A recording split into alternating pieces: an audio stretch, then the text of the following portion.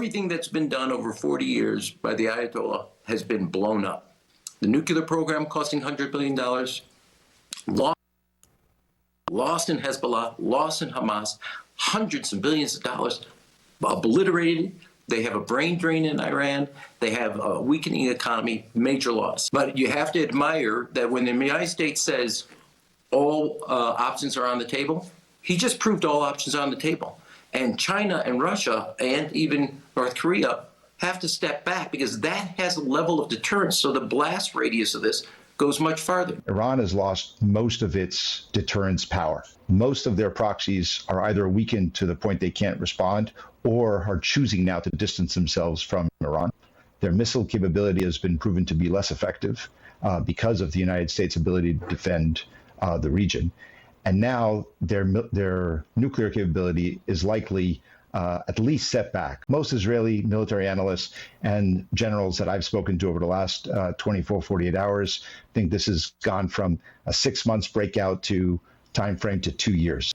That was top Barack Obama official Rahm Emanuel and then top Biden official Amos Hochstein applauding and cheering on Trump for wiping out Iran's nuclear bomb program. This is after CNN ran that story trying to undercut that. They're saying Trump is deterring China, Russia, North Korea, and restoring U.S. credibility in the world. Let's welcome back to the show former Trump State Department counterterrorism official Nathan Sales. Nathan, it's great to see you. What do you make of this? We got to dig into this because Rahm Emanuel may run for the presidency in 2028. They are undercutting top Democrat senators now attacking Trump, like Senator Chuck Schumer, Chris Murphy. But why are Democrats sounding like they're appeasing Iran? If Iran's nuclear program is so above board and not about nuclear bombs, why did Iran hide it in a mountain? It's a great question. Nobody goes to war because of medical isotopes. Nobody goes to war to preserve a civilian nuclear energy program. So the fact that the Ayatollah brought his country to the brink of ruin is proof positive that this was always about maintaining a pathway to a nuclear bomb. And thank goodness that Israel and the United States, under the president's leadership, had the leadership to take this weapons program out. They did a service to the United States, to Israel, and to the entire region. I can tell you, I speak with people from the region all the time. They are breathing a sigh of relief that Iran's nuclear weapons program has been taken down to size, because that's going to bring stability. And when there's stability in the region, that creates the opportunities for peace and prosperity. Okay, so, Nathan, Iran is in disarray. Its economy is in shambles. The head of the UN nuclear watchdog, the IAEA, said Iran's nukes have been severely damaged, that the centrifuges to enrich uranium at Fordow are destroyed. And then you got Iran's foreign minister publicly contradicting Iran's Ayatollah Khamenei, saying, yes, Trump did inflict serious damage. And now this news, Nathan, what do you make of Israeli media reporting President Trump is moving on a new Middle East peace plan to stop the fighting in Gaza, have Arab nations run Gaza, kick out Hamas, and he wants to expand the Abraham peace accords to bring in 4 more Arab nations like Syria and Saudi Arabia? What do you think?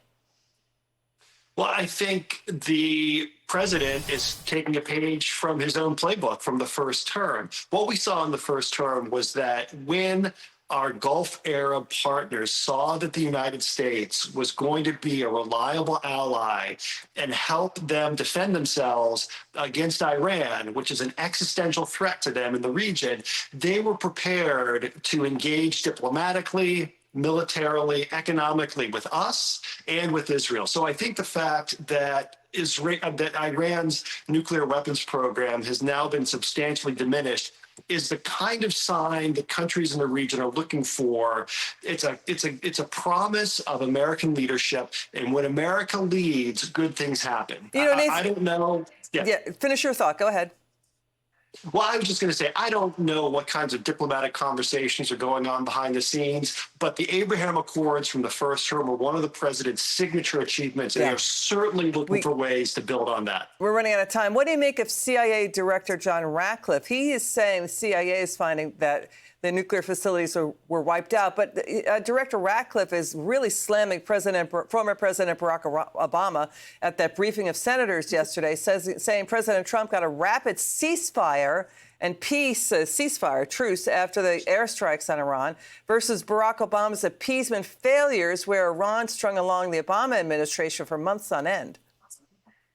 Yeah, so many presidents have said Iran's not going to get a nuclear weapon, but it was President Trump, and it took his leadership to actually put American might behind that policy. I'm glad we had decisive military force and not a diplomatic agreement that hopes for the best from the mullahs. All right, Nathan Sales, thank you so much. Appreciate you very much. It's good to see you again.